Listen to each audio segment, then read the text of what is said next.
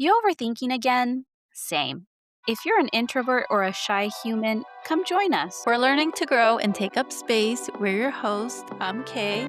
And I'm Em. Welcome back, everyone. This is episode 38, and today's a super special episode for us. We did record this a couple of weeks ago, but we're finally sharing it, and we're really excited about it.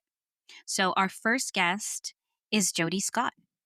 Jodi is the founder of GreenGoo, Plants with Purpose, a company she started in 2008 that now has products in over 120,000 stores. They create portable first aid and body care products using plant based ingredients infused with enriching oils. It's also a woman owned, family run business that Jodi leads alongside her mom and sister. Their mission is to empower change and redefine natural body care through time honored traditions and purposeful ingredients. Jodi also has a master's in health psychology and is passionate about the mind body connection, along with other ventures in that space. We are so happy that we had Jodi on this episode. Yes, we are so grateful that we had Jodi on the podcast. It was such a thoughtful conversation and it gave us a lot to reflect on. And as we were reflecting on this conversation, we noticed a theme, and that is being present. And that's something that Jodi has learned to use to help her grow and get to the next level. And it got us wondering, is being present all it really takes to become your best self? In this episode, we also talk about confidence, the connection between skin and the nervous system, self care, mindfulness, and more. If you're interested in finding out, join us and let us know what you think. Hi, Jodi. Welcome to the podcast. Thank you so much for joining us. So, we want to start off chatting a bit about confidence. That is a huge topic for Em and I, and also for our listeners. Em and I, we are really trying to work through our shyness. We're introverted beings, and we also tend to be huge overthinkers. In our eyes, you seem like a person who is confident, knows that they can go for what they want and get it, go getter attitude. But I was just wondering if those were your roots, or was there a transition to get you to that point? That's very sweet, by the way, so thank you for the sweet compliment. Yes and no. So I was always a doer, and I definitely I don't know if the word, I mean, I know we use the word type A loosely in this world and an overthinker as well, so it's not a negative thing. It's good to be an overthinker rather than a other underthinker, I think.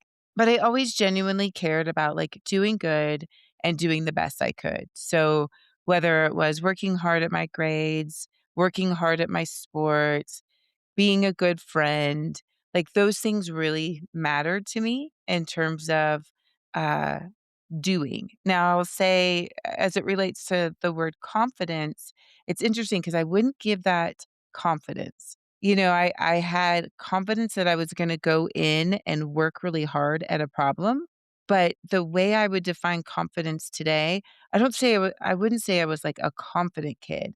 I was just very committed to working hard, and and my family was very much that way. I grew up in the military, and my dad's dad was in the military, and his dad's dad was in the military, and so I have this, like, long lineage of being, like, servant and working hard and having structure, so and being an athlete, and so that was around me a lot, and then I was fortunate enough where my mom kind of broke the mold a little bit and brought in more emotional intelligence opportunities that I don't think were something that, like, my dad or my dad's dad or any of them brought into the conversation. And so there was a sense of a little bit more of awareness at a younger age, but I don't think I could really put my finger on any of it other than my mom was really great at just talking through problems with us and being really present with us. And I do think that set the stage for this evolution of not only working hard, but also caring about being present and finding our authentic selves. Yeah, I like how you worded that, and it gives me the impression that you had the support system that maybe many people might not have, and it really reflects on who you are right now, I think. It's really special. Matter of fact, I was having this conversation with my mom last night, and we were talking about some of the friendships that we no longer have and, uh, kinda going through the mourning of some of that and recognizing that the reason we are where we are in this moment and things are really hard, like, business is hard, we sold the company, bought it back, we've been through a lot of tough times, like but what's been really steady in my life that has been my family and has been the support system that comes from that. And we were just kinda sharing and reflecting on the fact that so many people don't have that, and then you go through a difficult time, and you just feel so lost. And when you're in a difficult time, it's like you're anxious about the future, you have paralysis about the past, the shoulda, woulda, coulda, and you just can't get present. So it doesn't matter what anyone does for you as a favor, you don't know how to appreciate it. Not appreciate it, you can appreciate it. You almost don't even know how to, like, move forward with it. Like, when someone gives you a favor, I think there's a saying, like, "You can't force the horse to drink," or whatever that saying is. Yeah. And so, we just had that reflection and that appreciation and that gratitude for having that, system in our lives. And then the part 2 to that was, like, I really wish that I had known to encourage more to some of my friends who didn't have that, to find that in other people and find that in their system, because at the end of the day, you can only blame your parents for so long on what you didn't get or what they might have done, and go out there and fight for finding that in your like, it doesn't make everything go away, but at least you can have that support system and find the people that are gonna serve you and support you in the way that you need. 100%. I'm very big on taking an accountability. I understand a lot of people, and including myself, didn't have, like, the best circumstances in our household dynamic, and I felt like for a long time I was in that state of mind, like, "Oh, if only my parents could have done this differently. If only I woulda had this, then I would be a whole new person." But there did have to come a point where I realized nothing that they did was ill-willed, it was just them not having the knowledge and people in their life, frankly, to show them a different way of being, and really understanding and taking full ownership, that I was where I was at that point because of my decisions, and that is also very freeing, and it makes you realize I have control of where I want to be. Like, I am not tied to the past, although my overthinking will take me there at times. It's like, just becoming more present is really helping with that. You nailed it, becoming more present. My nephew so he was adopted from Ethiopia when he was 12 and went through a lot of hardship. And he moved in with us when he was 17 and was with us, for about 6 years. He just recently moved out and he's, working on his own.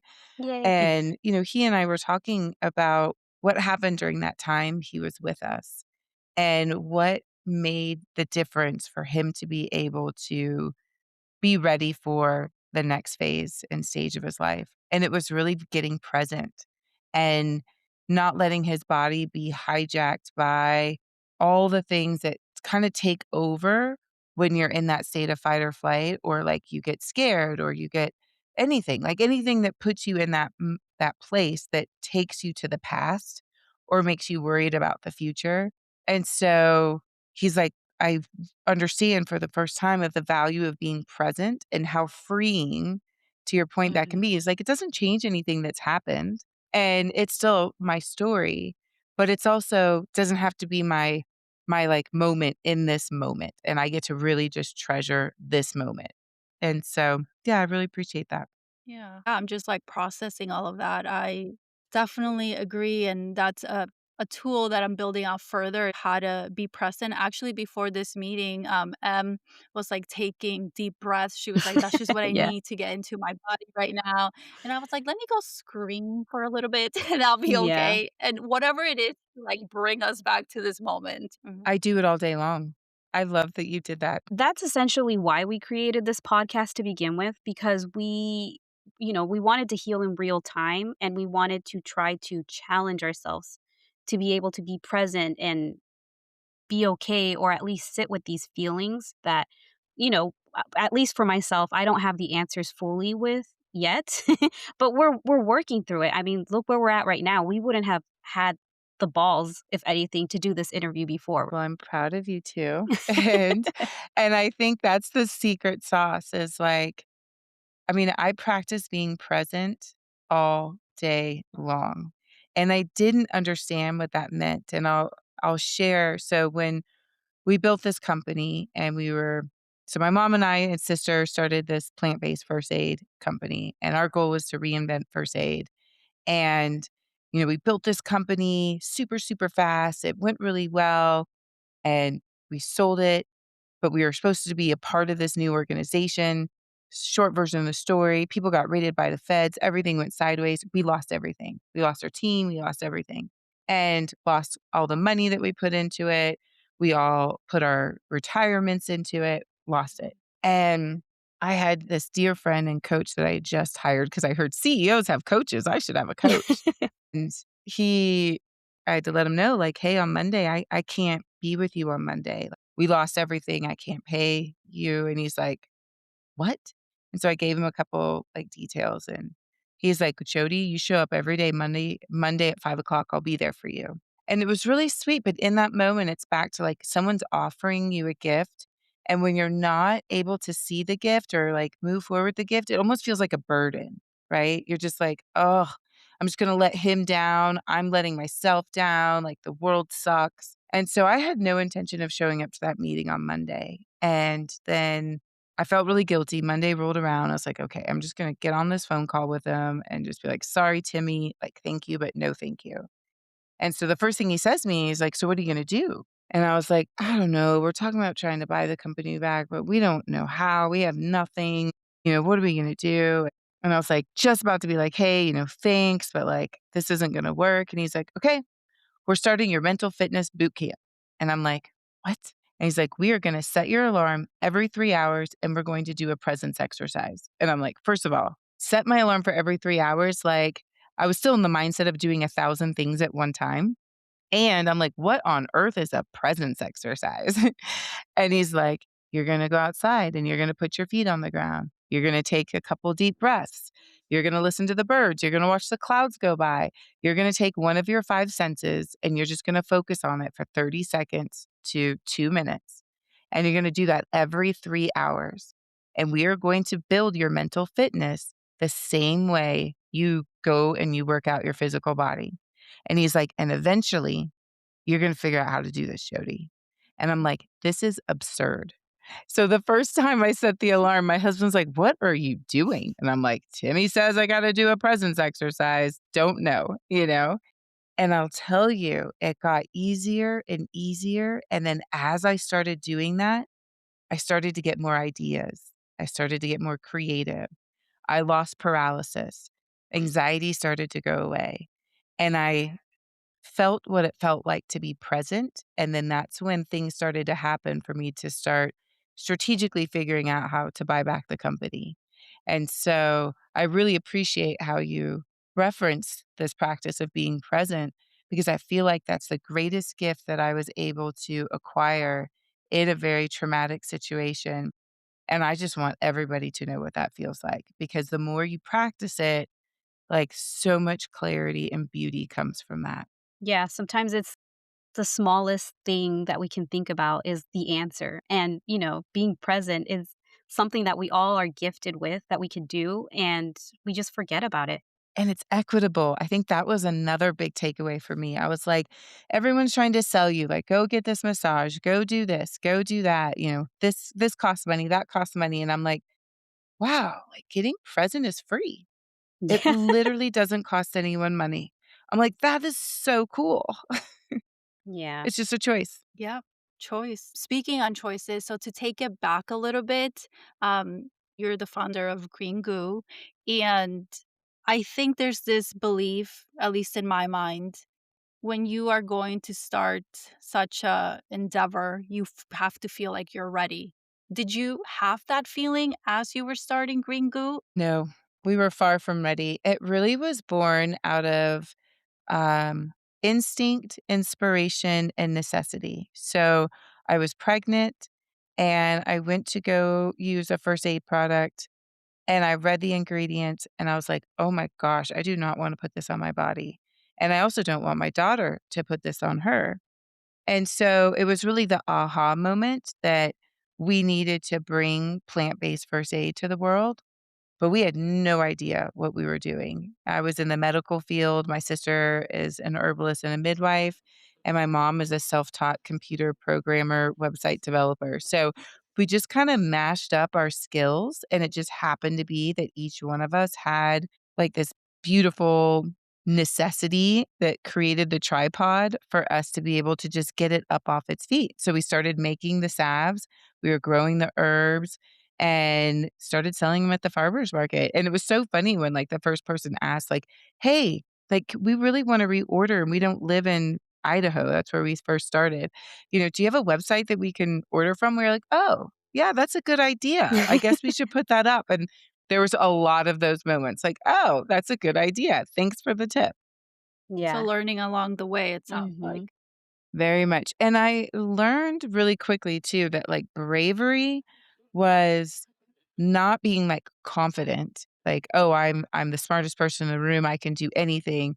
It was more bravery is, like, the confidence in yourself that you're gonna show up and, like, to show up during the hard days, the fun days, all the things.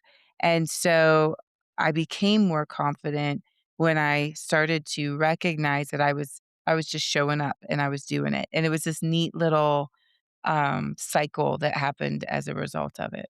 That's inspiring actually because as we're in this endeavor, right? We're trying to build this little platform for us and we when we started, we wanted everything to be perfect and we didn't launch our first episode until I think the 10th time we recorded, but there came a moment when we said, "You know what? Let's just do it. Imperfect or anything, let's just go for it because then we will never launch the episode. We will never launch the pod. And we just did it. We took that step and we believed in ourselves, even though we do struggle with confidence, but we took that step and yeah, definitely agree with what you said before. It's like redefining confidence. The confidence is that you're not on your first episode, you're past your 10th episode, and you've kept showing up. And, I feel like we don't reward ourselves enough in that because we're call it the imposter, we just continue to be like, "Well, it's still not good enough." Yeah. That Mhm. perfectionist that comes in instead of like, "Hey, you know what? I did it. What can I learn from it? What can I be curious about? What can I improve upon? Awesome, because 'cause I'm gonna be here the next time and I'm gonna do it again." Yeah. Yeah, Mhm. I think that was big for us, and you it seems like you kinda share the sentiment of confidence is action, and I know you mentioned that you had the upbringing of, like, your dad in the military, and then you were also an athlete, and I think athletes are probably, like, one of the most disciplined people out there, 'cause you have to be, especially if you're like, good at it. Unfortunately, I never had that background, but I'm learning as I'm going along, more of a disciplined person. So do you feel like that helped you a lot in these moments where you were losing GreenGoo? And what kind of kept you pushing to get it back and get it to where it's at now? Well, and I think if I rewind all the way back to the early days, I was scared all the time, like, all the time, always scared. My first buyer meeting, I asked my mom and sister, I was like, "What are you gonna wear? What are we gonna present?" And my mom's like, "I'm not going, I'm the graphic designer." I was like, "What?" And then my sister's like, "I'm not going, I'm the herbalist." And I'm like, "Did I just draw the short straw? Like, hello?" And I get to this meeting and there's someone there selling diapers and she's like, this is the second largest retailer in the world." And I just about threw up. I was like, I am already so scared. Thank you for pouring fuel on the fire. I'm like, how do I run? How do I leave? Like everything in my body told me to run out of that building. And it was like a military building, so there's no place to run except for into the door to do my presentation. And that fear just never went away. Mm. And then of course at the rate at which you're growing, it's super fast. So it's like you're just in this like go mode or fight or flight. and you just never stop being scared and you never accept it. Like, you kinda push it down, like, you're like, "I want the fear to go away," so then it kinda makes the fear come up because you're just, like, in this, like, battle of fear. And I'd say the difference is, like, when Timmy taught me during the buyback how to get president, now it took us 18 months. So I had 18 months to work on these exercises because here I was, this person so used to doing. Like, my mindset is like, if I'm stressed, I work. If I'm sad, I work. If I'm happy, I work. Like, it was always my, like, medicine. And it's not the right medicine, it's just what I found safety in doing. And all of a sudden, I had to stop and just be. And what I recognized is, like, again, back to that, like, value of presence. Then all of a sudden, I wasn't trying to push anxiety down. I was kinda, like, just getting more in tune with my body and strengthening this, like, muscle, and I don't know what else to call it. And by doing that mental fitness, all of a sudden, it was like a shift in how it's almost like the inversion. Like, you tell your pain to go away, it just comes back harder, but if you kinda, like, invite it in, and then you get really present with it, all of a sudden, it's like it, like, normalizes. I only wish I had done these exercises when I was an athlete because I feel like I would have performed way better, because if I think about building GreenGoo that first 10 years, I think I was only operating at like 20% high performance. And like today, it's just so much different because it's like I'm not wasting all that energy. And instead, there's just a lot more clarity. Back to those tools. We got to build those tools. And hopefully, this platform can be a tool for someone. And even this interview in itself, hopefully, it can reach the person that is struggling and doesn't know how to place feelings to words or to sit with themselves. Hopefully, it'll reach them in that way. And that is totally my mission now. Like, our goal was to reinvent first aid, and then it's evolved into nutritional skincare and like getting our skin as a part of like that nervous system regulation. But really bringing it all the way to the top is I feel so much purpose in what we experienced. And I feel so grateful for the tools and that Timmy intervention that I just like want the whole world to know what's possible so that they can find that peace within themselves. And it was so cool. I'll tell you this story. My daughter the other day, she's like, "Oh my gosh, mom, I was taking a test at school and the teacher pulled me aside and was like, 'I need to talk to you about your test.'" And she was like, "Oh my gosh, I'm in so much trouble." And he was like, "I really want to applaud you for how you took your test." And she was like, "Okay." And he's like, "I noticed you took a couple deep breaths, you rubbed your fingertips together, and you just got really focused Ah. and you went through the test and you answered the ones you did know, and then you came back and you took a couple breaths, you got present, and then you used what you did know on the other ones, and it helped you with the problems you didn't know." Mm. And he's like, "That was really good." And Kira, my daughter, goes, "Mom, it was like I was talking to you."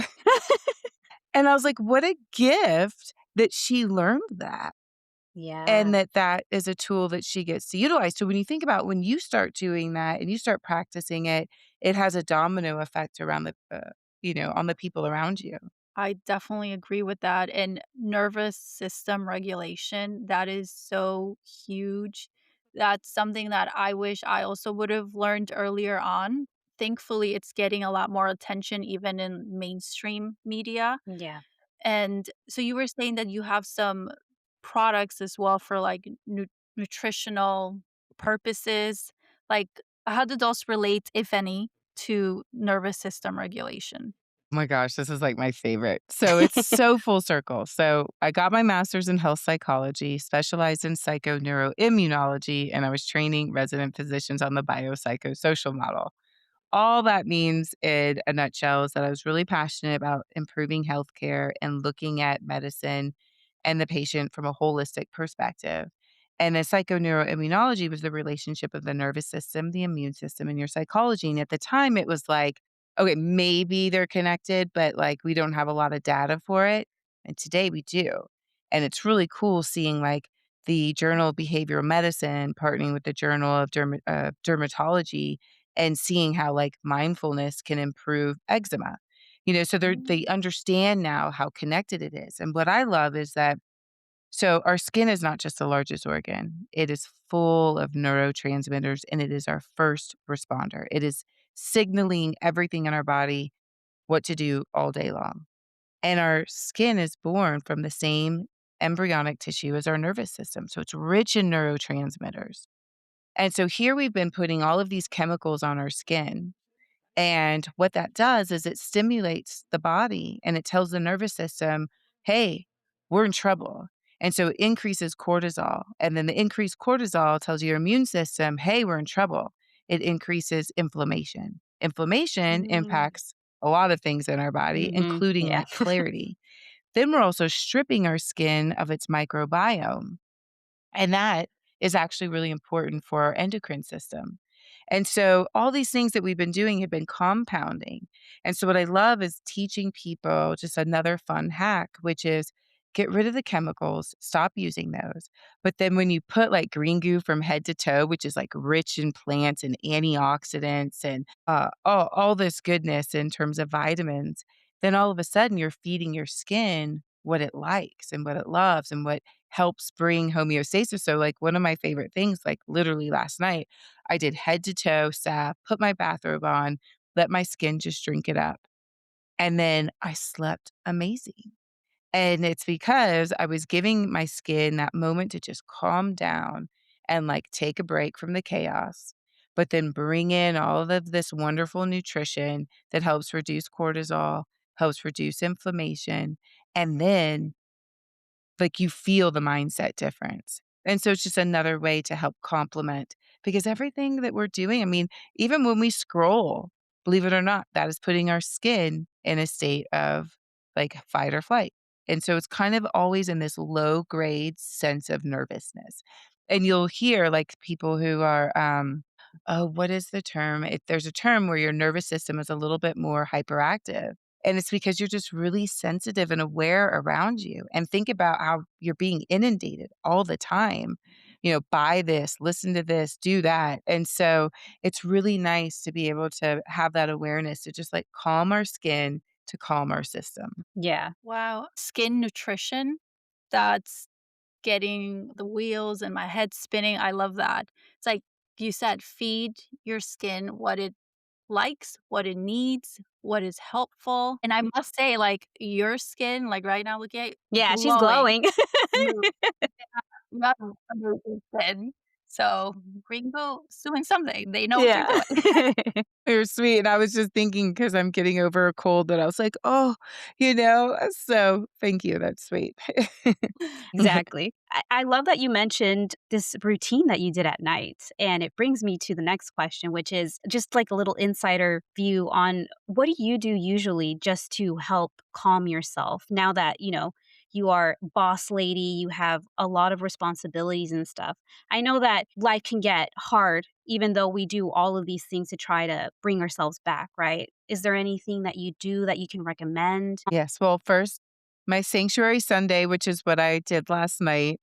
So my daughter comes home for volleyball and I'm in my bathrobe and I buttered up. And, that in itself is so wonderful. But it's really taking moments throughout the day to get present and then having that compound. And it doesn't necessarily mean that you have to stop everything that you're doing. It can also be just getting really aware in what you're doing. So, maybe you're washing your hands and instead of rushing to wash your hands, you just feel the water on your hands. Feel your hands. So you're focusing on that sense of touch. Or I will go outside and just take a moment to look at the horizon or the clouds. And what he taught me is doing that frequently throughout the day. I feel myself drop and I'll catch myself too when I'm getting into that state of fight or flight that we often just get into all day long. You're rushing through the shower, you're rushing to pick up your kid from school, you're rushing to get this paperwork done. And if you think about it, you get so used to rushing, then you fill it with things that aren't serving you. So, a perfect example is I go to pick up my daughter from school and I've been rushing all day and I get in the car and she's got a few minutes before she's getting into the car. What's the first thing I do? I go to my phone and I start scrolling. And I'm like, no, stop. I want you to look outside and just watch the clouds. Look at the clouds for those 2 minutes and just focus on the clouds. And all of a sudden, she gets in the car, and I'm like, "Hmm, I feel better." And I used to use this analogy, and Timmy helped me with this, which is, I knew when you go on vacation and you're like, this feels so good. So be a tourist in your own home, be a tourist in your own n town, be a tourist in your own body.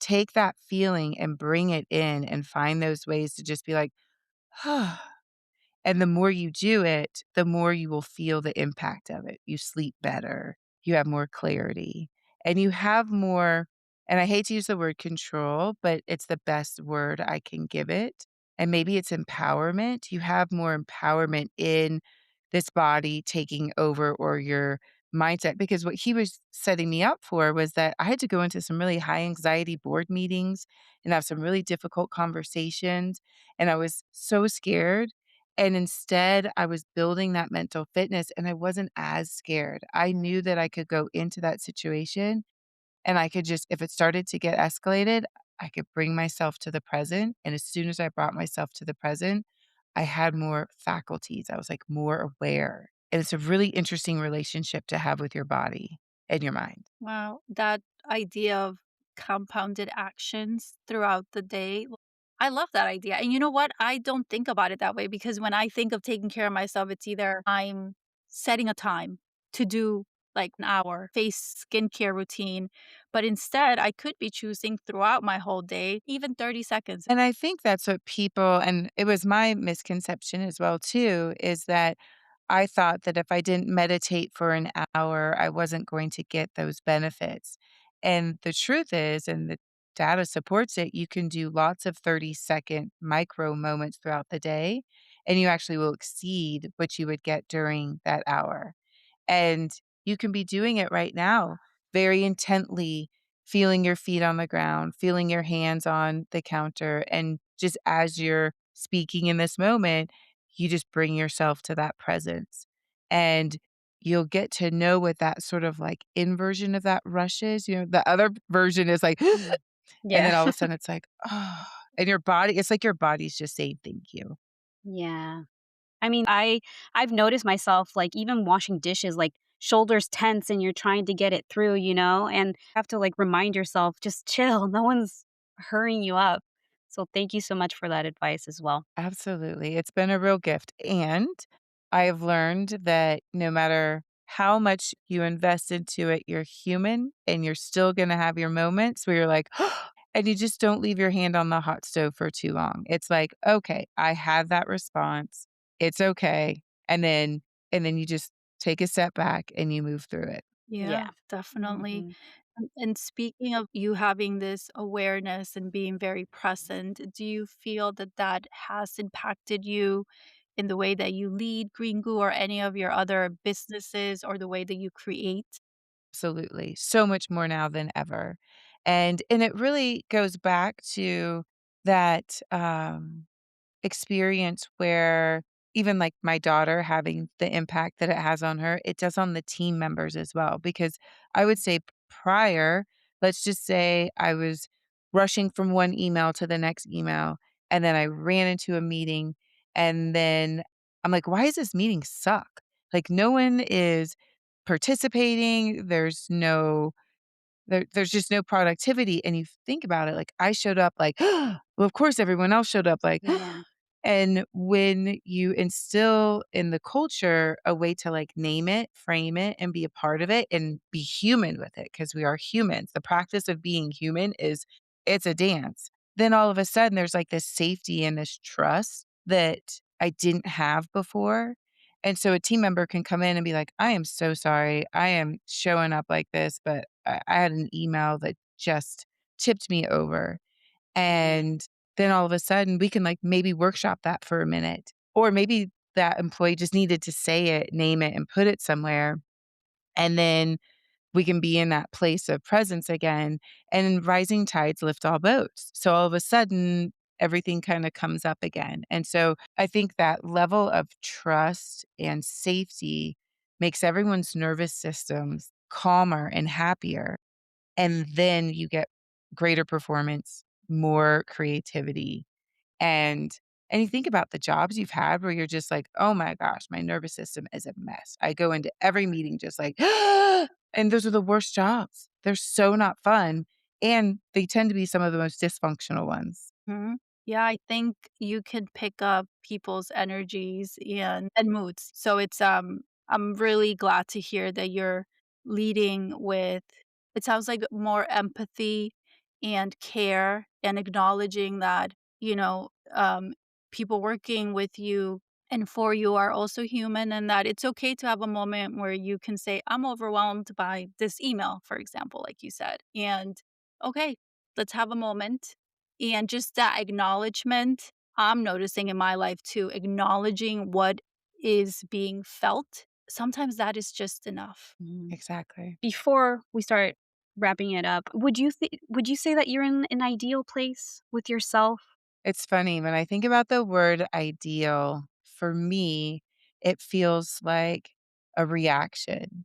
And so, in this new practice, where I land is I feel more of a convergence, so I feel more responsive, and so it's this, like, nice alignment of my work, my integrity, like, what matters to me, and then my body, and, like, all of that convergence just feels very balanced, and so I think of it from that place, and because I think as soon as I start thinking about, "Is it ideal?" Then I judge it, and then I start thinking, "Am I good enough? Is it good enough? Does it meet it?" And then I go into that, like, back to that fight or flight, and Yeah. so I just try to find that balance, and that balance for me is that I wanna do good work, I wanna make an impact on the world, I wanna get rid of the first aid solutions that we have been told is the only solution. I want to invite this new perspective of the skin being a part of our wellness journey and really give the skin that extra love that it needs. And through that, share the wisdom that we have learned through very difficult times and see and offer that service and that help to others. And by doing that and walking the talk and doing the work myself, there's a nice balance there that really gives me great joy and great gratitude. Yeah. I I love that, and honestly, I can tell, like, you do seem to be in this, like, frequency of I think it's presence, like, we've talked Yeah. a lot about that, and that may be the key that you're where you're at, as much as you can be, and I think that's such a huge takeaway for me, outside of the skin nutrition, because I really love that concept and that idea, Mhm. but let's try to be in this moment because something so simple can really make such a huge difference. Absolutely love that. Those little micro moments, as simple as I was taking my daughter her ice water last night and I saw the moon. And instead of just, like, going past the moon, I was like, "I'm gonna sit and just look at this for 5 seconds." I mean, it was really only 5 seconds, and it was just nice. Life is fast, and, I think someone said you only get, like, 900 full moons in a lifetime. It's not that many. And so just kinda taking that moment of saying, "Okay, hey, full moon," and, we're past it by a couple of days, but it's still bright and beautiful. Yeah. And then for our listeners, we normally like to have a question that be interested in knowing through their healing journey. And a question that came to mind for us is do you have to be quote unquote healed to be a successful business person? What's your take? I feel like healing is a journey, so it's not maybe necessarily linear. So Mm. perhaps not. And I think that the more I have invested in my healing journey, the better leader I have become and I produce better results. And again, I hate to use the word better, but they are like better as a metric of, you know, the numbers or the culture or something that is your KPI that converts it. And it kind of brings me back to when I wasn't investing that time in the beginning parts of GreenGoo, I can I can reflect very clearly that I was contributing only at a fraction of what I could have been, even though I was back to being really good at being busy. And so I do welcome the healing journey because in that journey, I find it to be more expansive and more productive. I think that's such a powerful message that we don't necessarily have to be quote unquote healed or be in the perfect position to go for it. It's just making that choice and going through with it, being disciplined to continue it. Thank you for that. You're very welcome. Thank you for creating the space to provide more resources and inspiration for people. Yeah, Yeah, that's our hope. that's our goal. Again, if everybody who's listening, you do not have to be at a perfect state. There is no such thing. Just do it, and Mhm. it's gonna lead you to probably places you've never even imagined. Yeah, I mean, even for us right now, I feel like I have moved 0.1% forward because the insights that you just gave us really did. I feel like I'm gonna start applying them, and I'm sure Kay will and our listeners as well. Yeah. I'm still Amazing. processing, but Yeah. loved every Back at you. Thank you. Thank you so much, Jody. It was such a great conversation. It was such a pleasure to have you on. So now, thinking back to what we had asked ourselves in the beginning, is being present all it takes to be your best self? Kay, what do you think after re listening to our wonderful chat with Jody? I do think that being present is a huge part of what it takes to be your best self. I don't think it's the only thing, but I do think that is the starting piece to help you get to where you want to be. If you are present, you can actually take stock of your life, meaning who are you at this moment and what are you doing with your life? Instead of thinking about the past or the future, just focus on now. Where do you want to be? What do you want to be doing? And then move forward with intention. I am thinking in my past, and it's the moments where I had clarity, which most of the time came from being present, whether that was me meditating or journaling or heck, even dancing brings me back right into my body in the moment. And I've had a lot of realizations from those moments. And I really do think that those have helped me figure out what I want to do next, how I'm feeling. So it's really the starting point to, I think, really transformative change, which could be your best self. What about you? I definitely agree. And I personally think ever since we started this project and a little bit before when I started like actually feeling what was inside of my to be repetitive feelings, mind, everything, that's a form of being present, right? I feel like there has been a cascade of new feelings and like ventures and possibilities that I felt wasn't there before. So definitely, yes, it is Mhm. contributing to being my best self. It truly is. Being present is going to allow you to give more to yourself, more to others, more to your community, more to the world. It's really a huge ripple effect. And Jody mentioned her practices of mindfulness have really helped her be able to give more to herself, to her family, to GreenGoo, and just to get her to that next level to continue to achieve and expand and evolve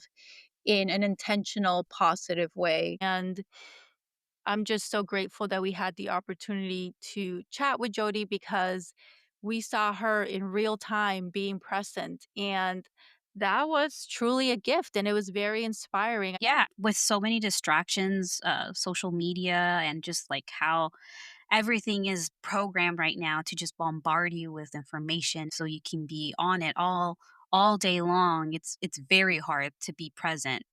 And having this conversation, like you were saying with Jody, was just so refreshing.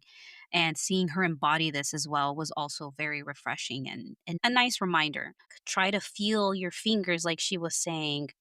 Take a breath, step outside, look at the clouds.